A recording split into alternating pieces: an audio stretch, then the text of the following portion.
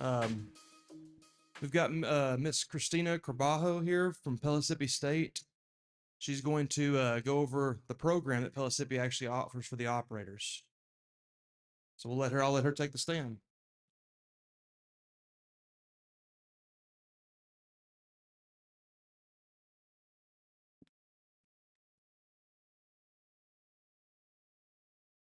Thank you so much for inviting me today. I'm really excited to be here.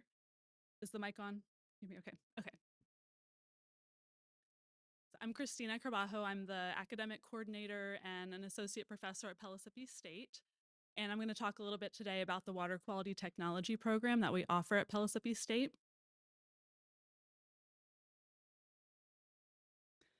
Just to tell you a little bit about the college, we're located in Knoxville, Tennessee. And we are the largest community college system in the state. We have roughly 10,000 students that are enrolled each year. We have 4 campus branch locations. 3 are in Knox County and 1 is in Blount County.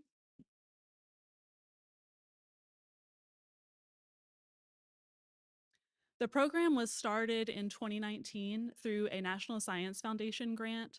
We all know the need for more operators and qualified people in the water industry, and so that was kind of the impetus for starting this program. So along with that National Science Foundation grant, there were about a dozen local utilities in the East Tennessee area that partnered with Pellissippi, and they supported the program, helped launch the program. I just have a few of them listed up here. But without all the industry support and TAUD, we would not have been able to launch this program. The main goal of the program is to train students to become operators, to work in a drinking water or wastewater treatment facility. Secondarily, we aim to help prepare students for the state certification exams, and combining these two goals, we can help restore the retiring water workforce. One of the reasons, again, that the program was started was because of the lack of individuals that were entering the water industry. And each year, the American Water Works Association puts out a state of the water industry report. So these statistics are from last year, but they just recently published the 2025 report, and the statistics are almost the same. So you can see that almost half of the people that responded to this survey nationally have been in the water industry 20 years or more. So that tells us that they're close to the retirement age. And we know that large retirement surges are leading to decreased workers in this industry. Kind of building on that, last week I attended the American Water Works Water Professionals Conference that was held in Knoxville. And I got to listen to a talk given by Dr. Stephen Hoagland. He works at UT and he works in conjunction with TAUD and other universities. They put together a Tennessee water workforce survey, and they surveyed operators and managers throughout the state.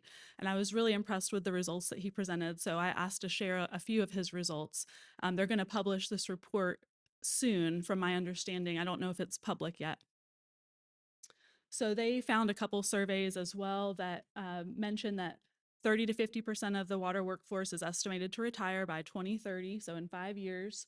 And also, the Tennessee population is increasing. So we're going to have a large surge in population. More people are going to need clean water, but we have a lot of people retiring out of the industry. So some of the findings that they did from their survey this year was they determined that hiring and retaining skilled staff is one of the major challenges. So 65% of operators and 75% of managers said that they experienced difficulty in hiring and retaining skilled staff. More than half of the respondents also stated that they do not have enough operators at their utility. And so managers, 61% versus 53% of operators. So the managers are slightly more concerned about the lack of operators that they have in their utilities. So we know that, again, this is already becoming an issue.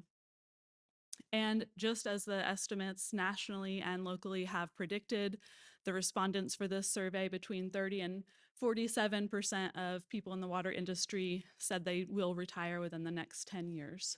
So that matches up perfectly with all the data that we've previously seen. In addition to that, 53% of the respondents said that the number of job openings that they are posting are increasing, but they're having a decreased number of applicants for those positions. So that's not a great combination. You have more job openings, but you have less people applying to those job openings, and maybe they're not as qualified for those positions. And another question they asked was, what qualifications have been lacking among the applicants? And the two highest concerns were licensure and relevant experience. So they were having, among those decreased number of applicants, they were finding that people were not certified and they didn't have previous relevant experience. So we can see all these data points are going to lead to a bigger issue in the coming years of helping maintain a very strong water workforce, especially in Tennessee. So tying back into the program at Pellissippi, how can we help support the water industry? This program was designed to do exactly that and bring people into the water industry as operators. And the Pellissippi program, just like every program at Pellissippi, students will earn a 2-year degree. So they'll earn an Associate of Applied Science degree after they finish their coursework. It requires 60 credit hours of courses to get your degree, and that's the same for any degree at Pellissippi. What makes ours a little bit different, it's very interdisciplinary, but focused on STEM courses because we wanted to tailor it towards what the industry needs. This is a little bit blurry, sorry about that. When we break up the classes that students will take throughout their degree program, I've broken it up into 4 main categories. So I focus heavily on professionalism and professional skills. So students will take a leadership development course that was made specifically for the water quality students. They're the only students that take that class. They take a general English class and then also a business and technical writing class because we know how important those skills are, especially if you want to move into a management role. As far as technical skills, the students will take 3 engineering classes. They'll take industrial safety, fluid mechanics, and a computer class. For their basic STEM theory, they'll take 2 semesters of math, 2 semesters of chemistry, and 1 semester of microbiology. And then the majority of the courses that the students will take through the program are the water quality classes. I teach 9 different classes that focus on water quality, and students will take between 7 and 9 of those classes depending on how they want to focus their studies. I developed the curricula through help of my advisory board, which is composed of multiple different industry professionals, TAUD representatives. I had some plumbing representatives at the beginning of the program. I currently have some former students, graduates of the program that have come to help serve on the board and help give feedback to me. We meet twice a year, and it's really important because they are a lot of the people that have hired my students, and they can give me feedback on how the students are performing in their jobs, what skills they may still be lacking, how I can improve the curricula to help train them better. And this actually has led to the creation of a brand new course that I started about 3 years ago. So feedback from my advisory board let me know that students needed a little bit stronger math skills. They needed some more professionalism and computer skills, and they also needed a little bit more hands-on experience at the college. So that's one thing I really rely heavily on my industry partners for students to go out each semester and get hands-on experience in the field. But I also tried to incorporate some more hands-on experience while they were in the classroom. The textbooks that I use for 4 of the courses are through the Office of Water Programs, Sacramento State. So I use the first 2 volumes of drinking water treatment and the first 2 volumes of wastewater treatment. So that's for 4 of the 9 courses. The other 5 courses, I provide all of the materials for my students so they don't have to buy books for those classes. And I love math. We all know how important math is. And especially when I was talking to people that were taking the certification exams, they kept mentioning over and over again, the math was maybe one of the hardest parts of the certification exam. Maybe that's why people weren't passing the exams. And so almost every class I teach, I have a very strong math component in it. That includes weekly math assignments, math study packets, separate study sessions outside of our class time. That could be one-on-one or small groups. And I also have separate exams just for math. So the students will take, for example, drinking water class with me. They'll have a math midterm exam and they'll have a multiple choice midterm exam. And then same thing for the final math final and a math multiple choice final exam. And so that really emphasizes how important math is in this industry and why it's important to understand the concepts and be able to apply them. So by the time they graduate, they've done a lot of math with me and they feel much more confident in their skills. The way the program is set up is each fall a new group of students will start, and we call them a cohort, so they take all of their water classes together. So depending on if they're taking classes part-time or full-time, no matter what level they're starting out in when they start at Pellissippi, they'll take their water classes together for 2 years. The first 3 classes they take together, orientation to water operations, regulations and compliance, and facilities and maintenance.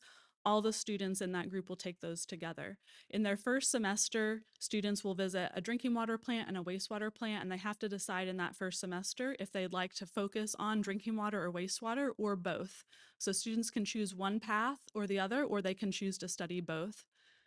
In their second semester, that's when they can break up into those specific classes, drinking water, wastewater, and then towards the end of the program, all the students, again, join back together and take 2 more classes together. So they'll take an applied skills class, that's the one I mentioned that I created a couple years ago, and then they'll take a capstone class, which is a research paper and an internship class.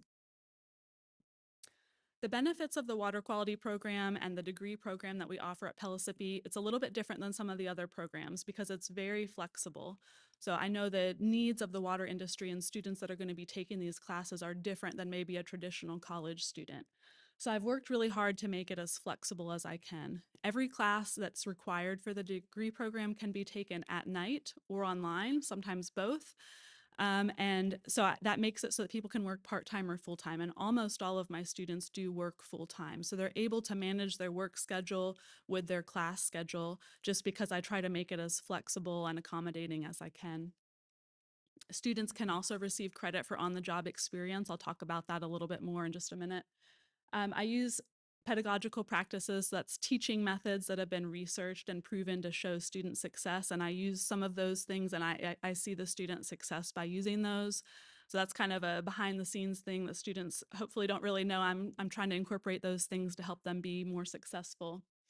One thing that I think is a huge benefit at Pellissippi is that they offer free tutoring unlimited for every student that's enrolled. So you can be a part-time student and you could go every single day to the tutoring center, either in person or online, and get unlimited free tutoring.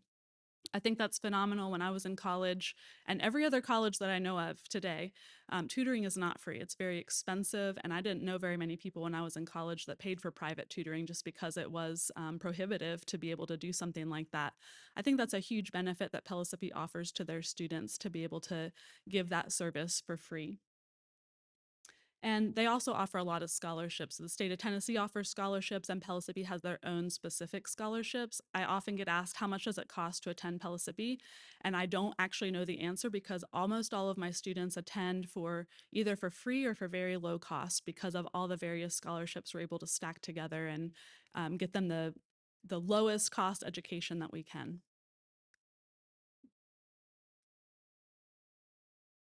So I want to talk a little bit about prior learning assessment. That's what we call it at Pellissippi, and that's the credit given for your on-the-job experience.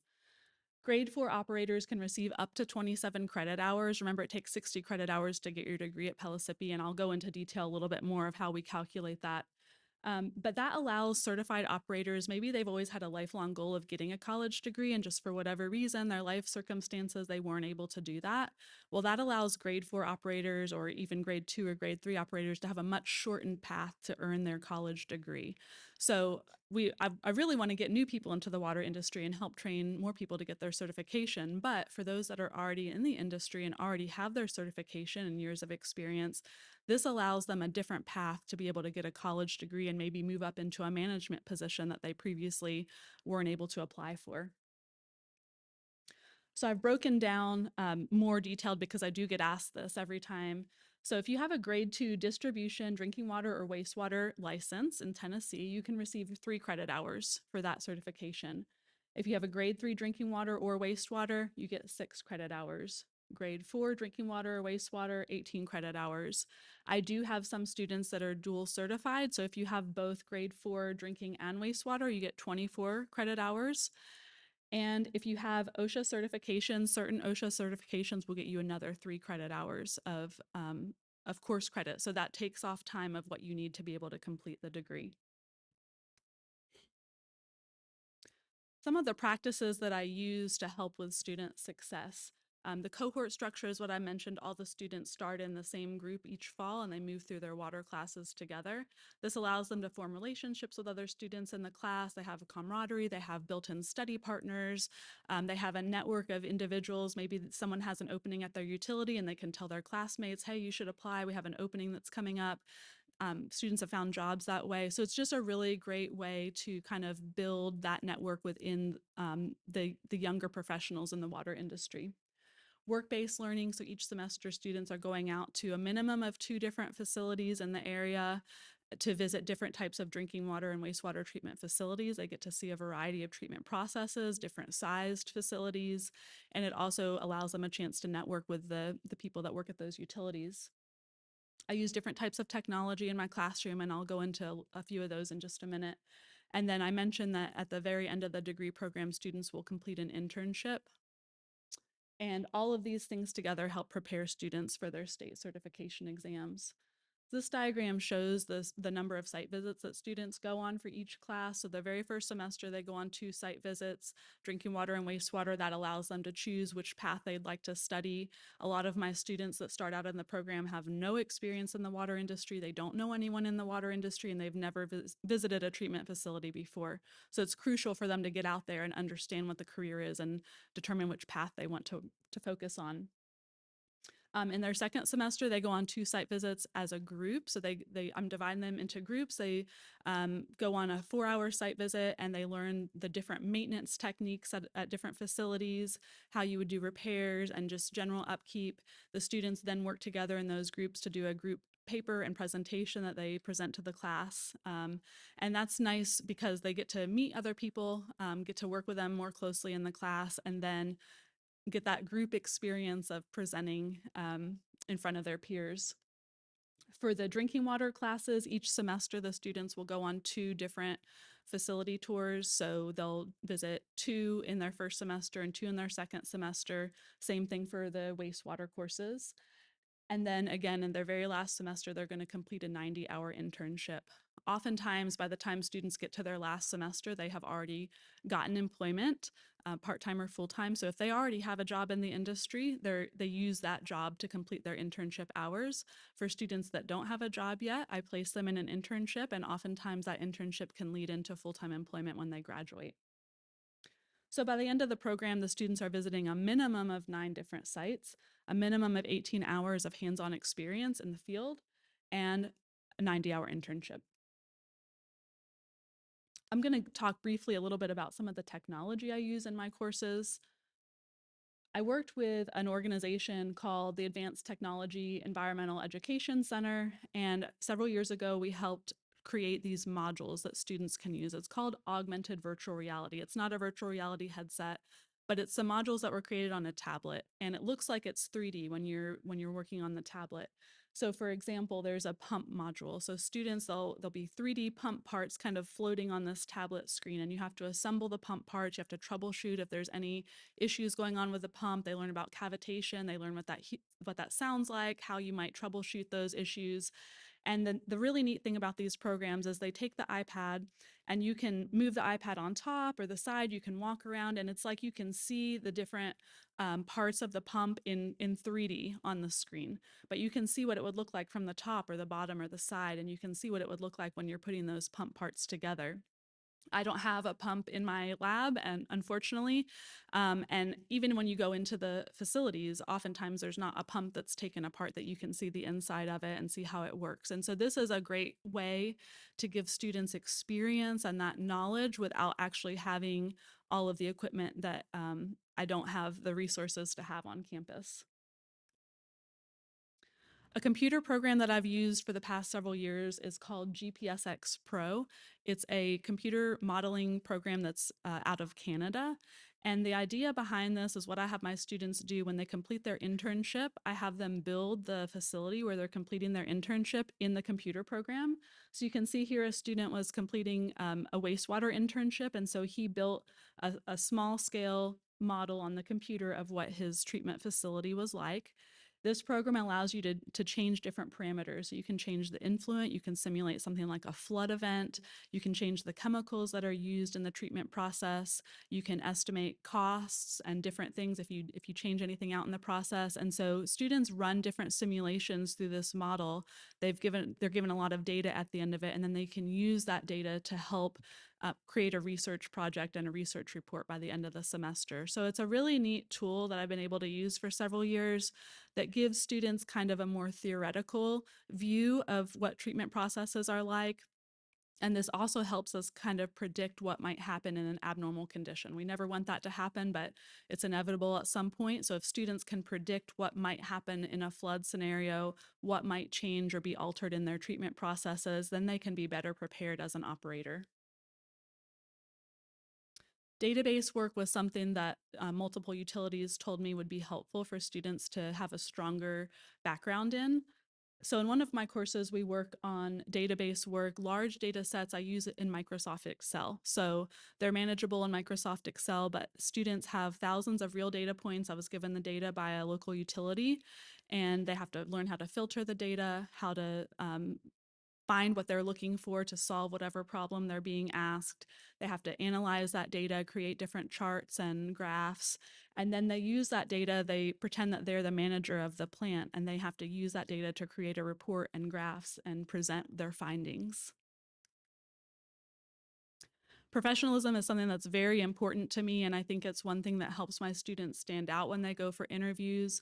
I focus heavily on professionalism, and one thing that I do to help with that is I do mock interviews in one of my courses. So I've created an online job application, a mock job application. Students have to go online, fill that out. They have to create a professional resume and upload their resume to the job application. They have to create a professional email and send it to the head of HR, which is me, to schedule an interview. And then I have industry professionals and local professionals, other professors that are at the college come in one night. The students have to dress up like they're going to a real interview, and they interview with 3 different people throughout the night. So they get a variety of interview techniques, a variety of interview questions. They have to be prepared. They have to come with a resume. And students have told me it's been really helpful when they go for a real interview. Then they have that experience and just the variety of people that they're interviewing with. So I've had other professors, they have one interview technique, managers that are already in the industry that are hiring real operators. They obviously have a different set of questions. And then I've asked other professionals to come in. So I've had engineers from Oak Ridge National Lab. They have a completely different interview style and structure. And so it's really helpful for the students to get that different variety of experience. And I think it does help them when they go for their real interview. These are just a couple pictures of some of my students completing their 90-hour internships. The 2 students on the right and the student on the left, they were my first 2 graduates in the program several years ago. And both of these students, after they completed their internships, they were offered full-time positions at both of those utilities. So this got their foot in the door. They were new to the industry, and their internships, they showed their work ethic and how interested they were in being in the industry, and they were both offered full-time positions. The young lady in the middle, she's a current student. She's graduating in December. She's completing an internship at KUB right now, and they've given her the opportunity to work at the drinking water plant, wastewater plant, go out into the distribution system and take samples and do different things. And so she's gotten a huge variety of experience while working at KUB. So it's really neat, the opportunities that students are getting to experience. I also try to bring students as many times as I can to different networking events. Unfortunately, I don't have any students with me today. I was supposed to have 2 students attend, but one of the young lady in the picture actually is one of them. Her work schedule conflicted with coming today.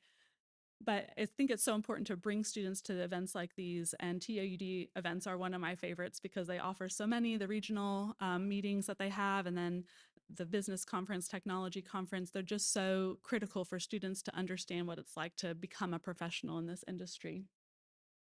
Students oftentimes will bring a resume or something when they come to these events, and if they get introduced to a manager, maybe they have an open position. I have had students get job offers that way as well. I'll talk about state certification, my students, their experience with that. And then also the students have been recognized nationally as well through the National Science Foundation. So I mentioned I love to bring students to conferences anytime I can. Last week at the Water Professional Conference that was held in Knoxville, I had 4 current students attend with me, and I had 2 or 3 former students that had graduated out of the program. Now they're working for utilities. They were in attendance, and I saw them as well. So it was really special to get to see kind of full circle how they went through the program, they networked at these events, and now they're the professionals that are attending the conferences.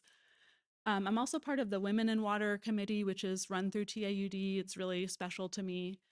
I started recently this past spring an AWWA student club chapter at Pellissippi State. So we're the first ever community college chapter in the region, and they think maybe the country. They're looking into it. It just normally doesn't exist at the community college level, but I think it's a great way to expose my students to a different type of networking, different type of young professional events, and different types of supports that they've been able to experience already in just the past couple months. The AWWA Water Professionals Conference, I've had several students throughout the years attend those, even when they've been out of state. I've had 4 different students win the one AWWA Operator Scholarship throughout the years, and I had this year a student attended and presented in the student poster presentation. One of my big passions is really encouraging more women to enter the water industry. We know there's not as many women operators as male operators, and so this is something that's really important to me, um, to encourage more people to get into the industry. So I've had 4 students that have been awarded the Women in Water Award. That's through the TAUD committee, in 2022, 23, and 24. And then I've been attending a few meetings of Women of Water. It's kind of confusing, similar name that's run through AWWA. So I think attending both of these different committee events can help encourage more women, see how it's possible to have a great career in this industry. The state certification exams, I know everyone's familiar with the exams in this room, but the grade 3 exam normally requires 1 year of full-time employment before you can sit for the exam. The Pellissippi classes can count for 3 months of that experience, so students only need to work 9 months full-time before they're eligible to sit for the exam.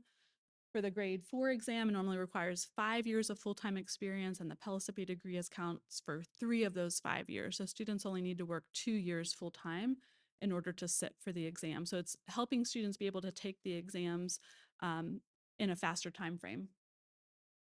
Right now, I have a 100% pass rate for water quality students who have attempted the state certification exams, 13 grade 3 and 7 grade 4, and I'll talk about the breakdown of that a little bit more. The water quality program was featured in a video by the National Science Foundation that was distributed nationally, kind of showing the success of the program and the success of the students that have gone through it, and also highlighting the need for more people to get into the water industry. I've had 16 graduates so far, and by the end of December, I'll have 21. So I'm excited about that.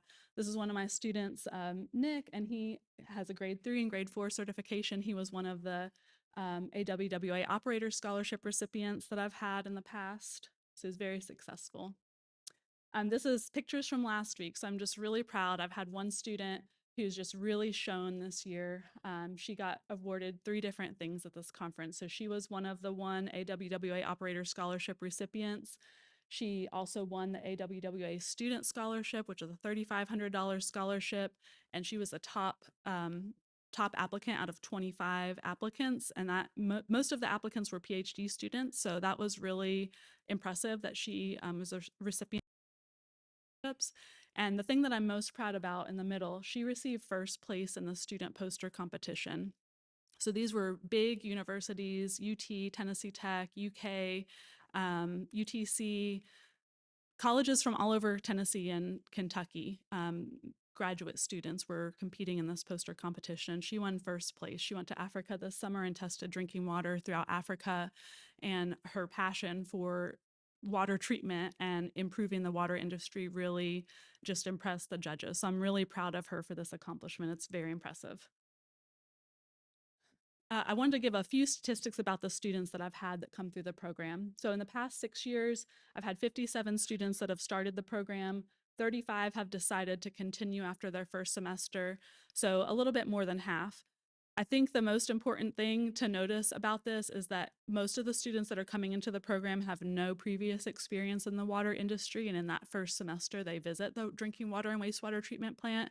and some students decide this isn't the career field for them. And I think that's actually a good thing. I think that's good to know in your first semester of college rather than going all the way through and then deciding you don't want to work in this field.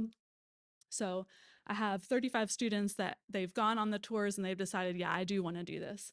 I've had, by the end of the year, I'll have 21 graduates, and I have 100% job placement rate prior to graduation. So before students graduate, they either are already working full or part-time, or they've gotten an offer before they've graduated.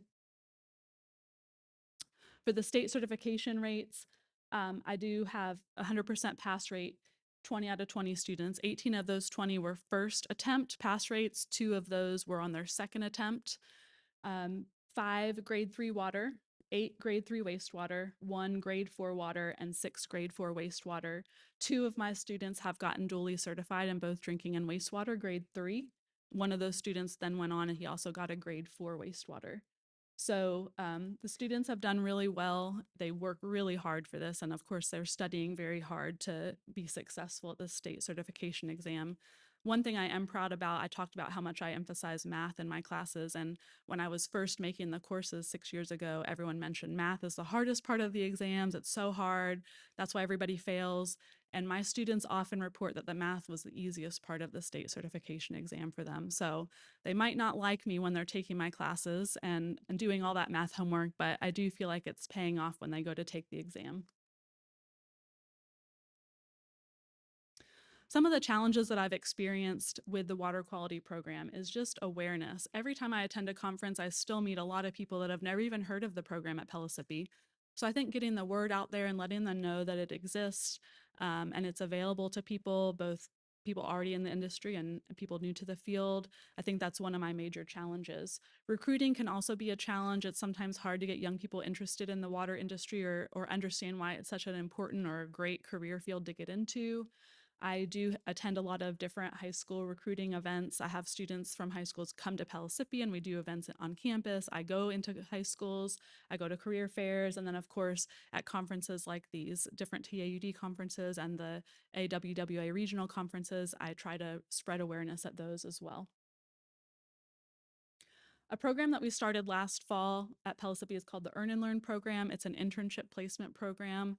Students are placed in part-time internships. They work between 20 and 30 hours a week, and they take their classes full-time, so they'll still be able to graduate in 2 years.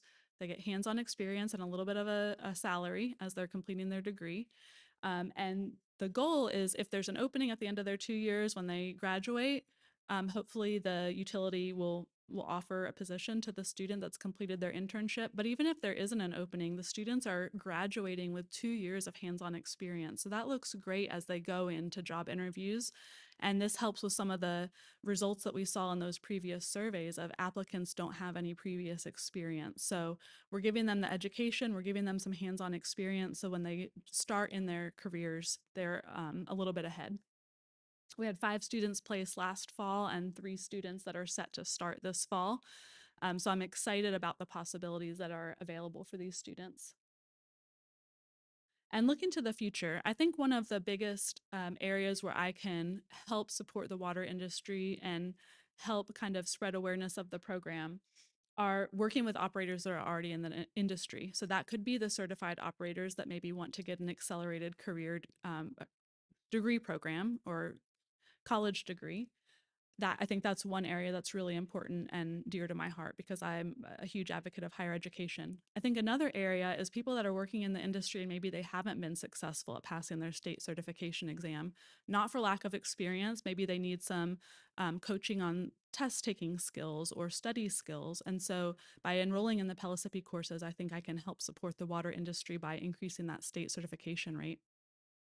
And I think it's going to be crucial for me to be able to help expand across the state. So right now I have a student in Memphis. I actually got to meet him for the first time last week at the conference. And he's taken all of his classes online. So we have one-on-one Zoom study sessions, math study sessions where we work on things together. And it's important to note that these classes, you don't have to be in Knoxville and come in person to take the classes. You can be located anywhere and take them online. And depending on the semester, sometimes I teach the classes in person, sometimes I teach them online. I try to cater to what works best for the students that are in my class that semester. The counties that are circled in red, I've had students from those counties either previously or currently. Okay, so that's all I have to share today. I do have a former student that I want to come up and share his experience, but are there any questions that you have for me? Okay, well, thank you so much for your attention today. I'm going to invite Nick Galloway to come up and share his experience being in the program.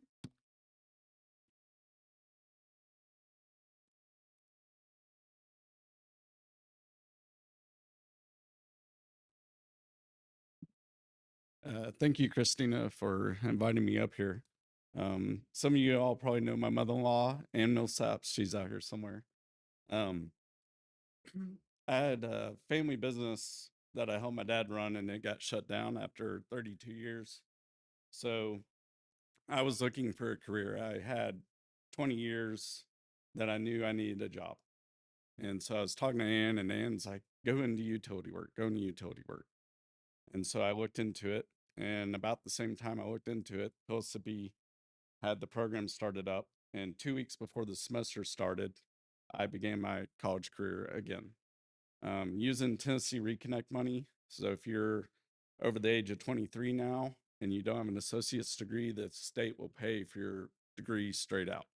So if you have an employee that's working at your plant and they don't have the funding, or they don't think they have the funding to get the degree and come do this, I highly encourage them to go to the local, Walter State, Cleveland State, anything with state after it. It's a border regent school. It will tie into Pellissippi. When they go, they just need to understand that they need to ask for the Pellissippi Water Quality Program. So there was no experience in the industry at all. I started doing my site visits. I went to Irwin to go see the rotating biological contactor.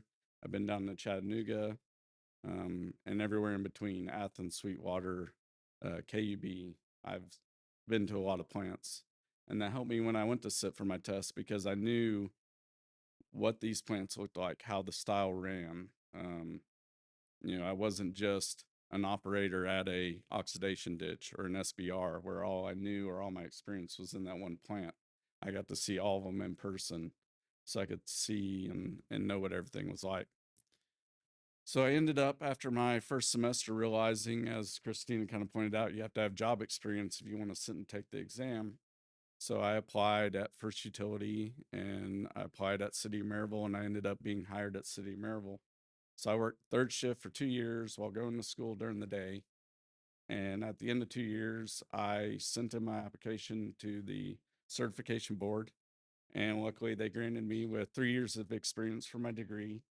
So I took my grade 3 first, passed it the first time. Took my grade 4, passed it the first time. And so I now have a collections 2 license. I worked, like I said, City of Maryville for 2 years. I was at KUB for a year. And now I'm down in Von Nor, Tennessee. I run a plant by myself with one other person, for TRDA. And it's just been a complete blessing to my family to work with Christina in this program. And I know some of you out here I've met along the way. Patrick Dwyer with TAUD, he's not here. I rely heavily on him. I've heard that's kind of the trouble is, Pellissippi and TAUD have overlapping programs, but I see it as a benefit both ways. The student comes, gets a degree, but along the way, you meet the wonderful people that work for TAUD. So when they are at a plant and they do have a problem, they have a backup system. They have Patricks that can come out to the plant, help you with your lab work and stuff like that. Taking the chemistry classes and the microbiology classes, I'm doing all my own labs. I didn't do labs at Maryville, and I didn't do them at KUB. So here I was, my first day on the job, learning to do a BOD5. Just here's the SOP, have at it. And the chemistry helped me because I knew the equipment. I didn't need somebody there holding my hand a lot to be able to do it. So the benefit that this program will offer an operator is tremendous. I'm 45. I'm probably the weird kid in the room when it comes to going back to college and getting a degree. But as I've talked to Ann and I look out in the room and I've met some of you, you know, there's a lot of people in here due to retire in the next 10 years. It's people like me that will be taking your place. So investing in your younger operators, you know, giving them the time off or giving them the encouragement to go get this degree is going to be what helps Tennessee in the future, you know, keep expounding on the quality of water and wastewater that we provide. We've had some missteps in the news here lately, but it's stuff that younger generations, if they get into this, because they don't want to go to college. I have a son, he's 19. He's in the Earn and Learn program. He watched me over the last 5 years. He wanted to be a history teacher. And he watched me for 5 years, go to work, have fun, learn different things. He's like, hey, I want to do that. So he's actually interning at West Knox also. You know, Christina had on the slide here that, you know, some students after the first semester don't continue on. What she kind of left out was some of my peers already had degrees. They had 4-year degrees in something else. They came in, they started the classes, and it just got cost prohibitive for them because they were having to pay out of pocket. They couldn't get a scholarship anymore.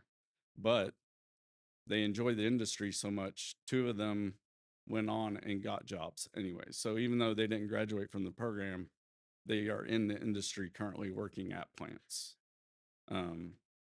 So even if it is something that you push somebody towards and they don't finish the degree, they're still going to end up in the industry. It's a great career, as well everybody in this room kind of knows. So if you guys have any questions for me about, you know, taking classes, my workload and stuff like that, currently I'm trying to get an intern at my plant to help out. I don't enjoy going to the plant every Saturday and Sunday to do my rounds, so I'm trying to find somebody younger to do it for me. So I appreciate everybody coming to this talk and listening to us. So if you have any questions, just let me know.